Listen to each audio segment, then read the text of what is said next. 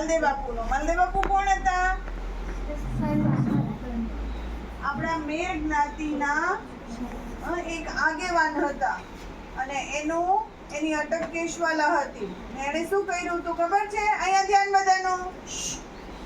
શું કર્યું હતું માલદેવ બાપુએ? મેર જ્ઞાતિને ભણાવવા માટે, શિક્ષિત કરવા માટે મેરની બોર્ડિંગ બનાવવાની હતી. અત્યારે જે જુંડાળાની બોર્ડિંગ લગ્ન થાય છે ને, એ પહેલા વિદ્યાર્થીઓને રહેવાનું હોસ્ટેલ હતું મેરના છોકરાઓને.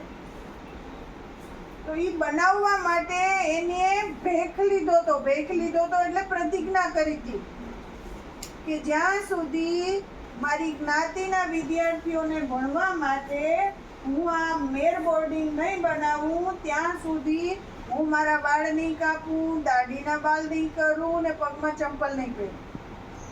અને ગામડે ગામડે જઈને ખાલી પાવલી તમે કોઈ જોઈ? એ પાવલી જ લેતા બાપુ.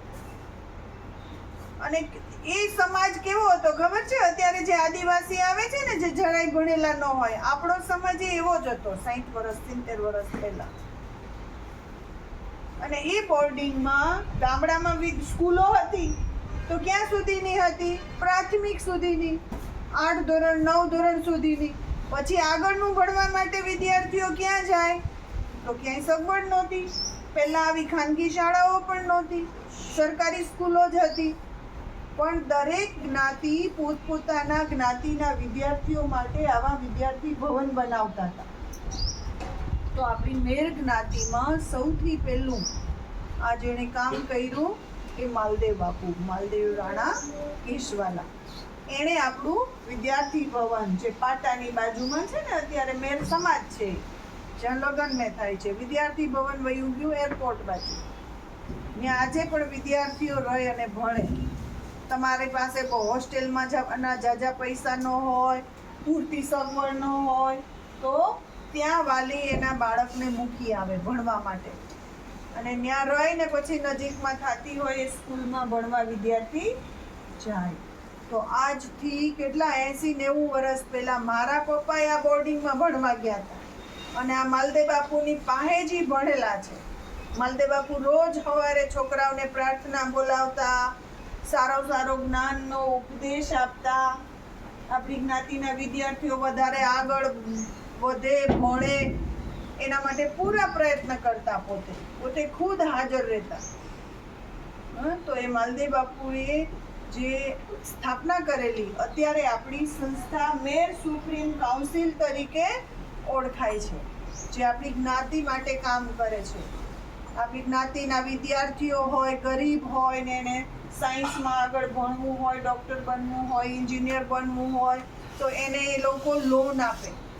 લોન એટલે ઉછીના પૈસા આપે કે એ ભણીને પાછા જ્યારે નોકરીએ ચડે, પૈસાવાળો થાય, ત્યારે પાછા જ્ઞાતિના ઓલામાં જમા કરી દે. તો એ જ પૈસામાંથી બીજો વિદ્યાર્થી ભણે તો સારું કામ થયું કહેવાય ને. બધાના બાપા પૈસાવાળા ન હોય, તો વિદ્યાર્થી તો હોશિયાર હોય. તો એ હોશિયાર વિદ્યાર્થી હોય એનું ભણવાનું ક્યાંય અટકે નહીં. એટલા માટે અત્યારે પણ આપણી મેર કાઉન્સિલ કામ કરે છે. અને છેલ્લા ઘણા ટાઈમથી આવી રીતના ચોપડાઓ આપે છે. તો આ ચોપડા જે તમને આપ્યા છે એ કેટલા વાળો ચોપડો છે? કિંમત એમાં નથી લખેલી, પણ તમે અહીંયા લેતા હોય વેચાતો તો ખબર હોય ને કેટલા રૂપિયાનો હોય. તો તમારા બધા માટે એ ચોપડાનું અમારે લિસ્ટ બનાવીને આપવાનું હતું. અને એ વેકેશનમાં ચોપડા મળ્યા, ફૂલ ગરમી. તો રિક્ષા લઈને લઈ આવી, પછી અહીંયા લઈ આવીને મૂક્યા અને આજે તમને આપ્યા. તો આ ચોપડાનું એક કઈ પાનું કોઈએ ફાળવાનું નથી. અને 3 થી 8ના છોકરાને જ મળ્યા હતા અને મેરના છોકરાને જ આપવાના હતા. પણ મારાથી ગરીબના છોકરાને છોડી દેવાય, એટલે તમને એક ચોપડો ઓછો આપીએ પણ બધા બાળકોને મળે એ રીતની આપણે વ્યવસ્થા કરી. હવે કંઈ ઘટે તો વેચાતા લેજો, પણ જે મોટા છોકરા છે 5, 6, 7, 8 એ તો ખાસ બાકી નોટ બનાવજો. અને માલદેવ બાપુને જોઈને રોજ વિચાર કરવાનો કે કેટલા વર્ષો પહેલા આ સેવાનું કામ ચાલુ થયું અને આજે હાલે છે આપણી જ્ઞાતિમાં. તો આપણે પણ અત્યારે તમને ફ્રી મળ્યા, પણ આપણે તો કોણ છે? ક્ષત્રિય છે. ક્ષત્રિય છે ને, હા, બીજાના રાજ માટે, કોઈ ગાયો માટે, બેન દીકરીઓ માટે પોતે મરવા તૈયાર થઈ જાય એવા રાજપૂતના આપણે બાળકો છે.